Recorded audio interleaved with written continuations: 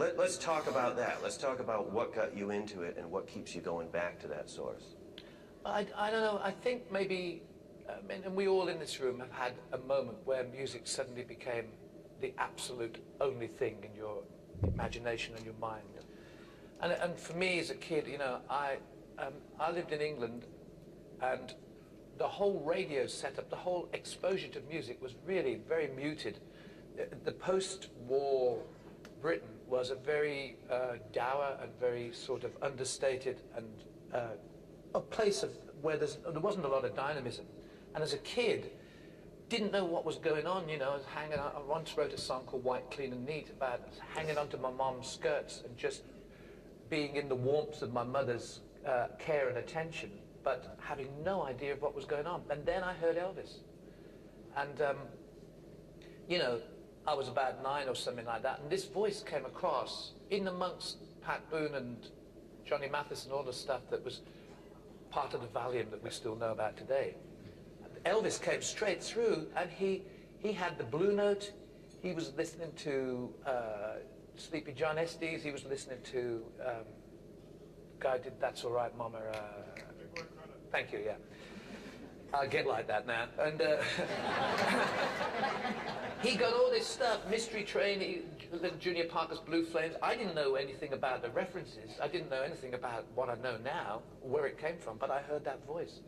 And no matter how his image has been maligned and how it ended up, when I met Elvis with Led Zeppelin one evening in LA. Oh, that alone, hold it, let's pause for a minute. Let's just drink that in for a second. Hey, we could do this all around the country, you know. Ed McMahon here.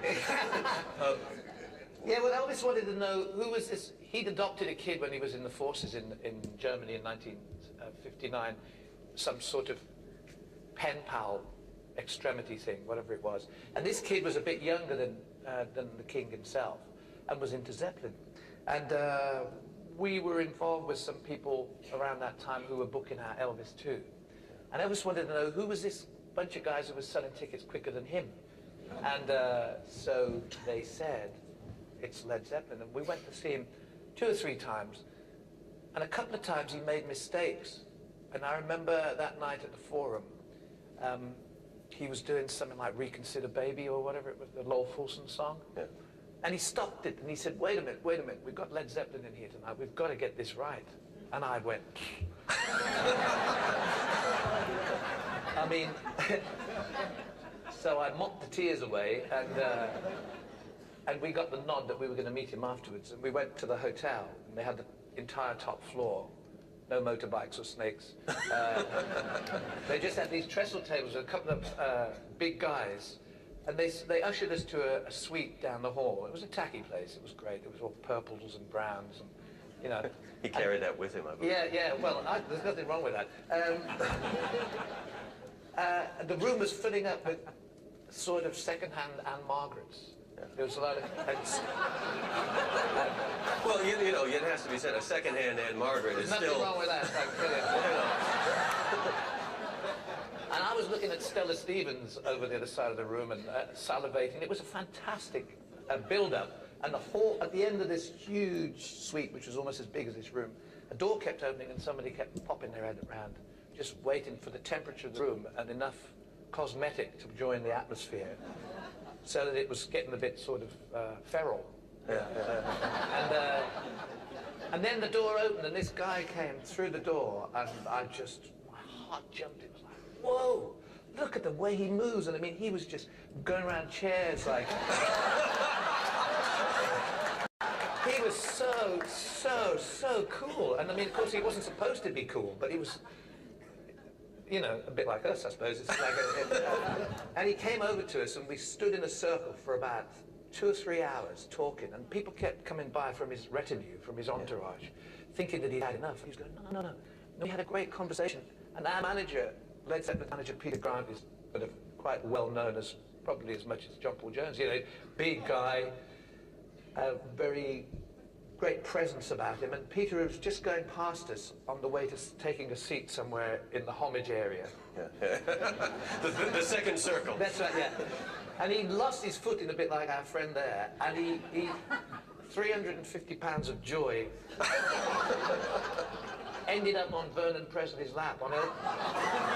And Elvis's dad was really frail, with a white safari on.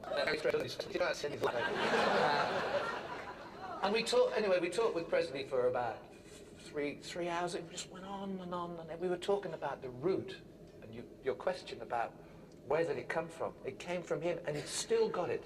He still was into that whole Delta thing. He, you know, good rocking tonight, all that stuff that got him going in the first place. But he also knew, and he had a great sense of humor, and he knew that he was locked in this self-parody. I mean, when the songs dried up, when Lieber and Stoller and Pomus and Schumann, when that kind of whole era of creative writing started to wane and things changed, I didn't want to hear Elvis doing a Neil Diamond song. Right. I wanted him, I mean, it was bad enough him coming out of the army and doing Are You Lonesome Tonight, you know. I wanted him to stay wild, to give me all those edges, that kind of, that howl that he had. But, you know, he was just amazing and spectacular, and it was just that he really opened the door to my whole love of music.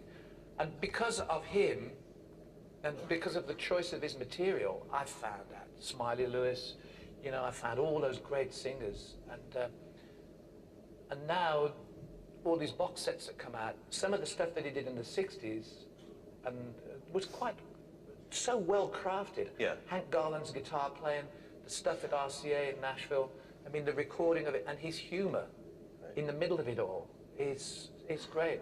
So it was a dream come true to meet him, but it was also just by chance that I heard him, and it affected me the way it did. And from Elvis straight through to the Tuareg guys in Timbuktu, it's a straight line. Yeah. It curves a bit, but the blue note is there all the way through my life. It's just calling to me.